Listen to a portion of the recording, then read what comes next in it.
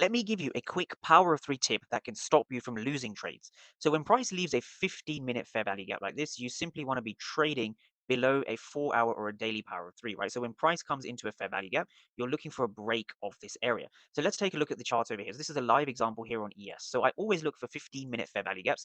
These are my favorite areas to trade from, right? So we have a 15-minute fair value gap over here. Therefore, my POI or my point of interest is basically going to be this region over here, right? So it's going to be this entire zone or this particular zone over here. So now when we go to the 1 minute chart of this exact same chart, right, we look for price to come down into the area. Now what's super interesting is we can see prices fill this 1 minute fair value gap, right? So prices now come and fill this 1 minute FVG, but how do you know whether price is going to reverse from this area, right? What gives you the indication to take buys over here, right? So let's look at the same rejection, but on a footprint chart.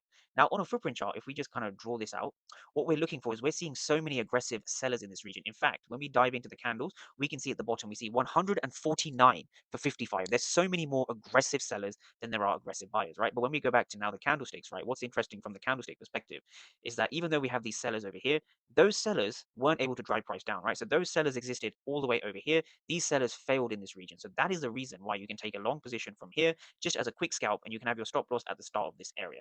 Now, where do you want to be targeting? Very, very important, right? So I always target the high of the candle. Very important to target the high of the candle, especially in these choppy market conditions, right? So if we just continue to play price on, as you can see here, price does rally to the upside and then to the downside. But whenever you're reading charts, always have your fair value gaps backed up by simple order flow. So you need to understand what is going on over here between the buyers and the sellers.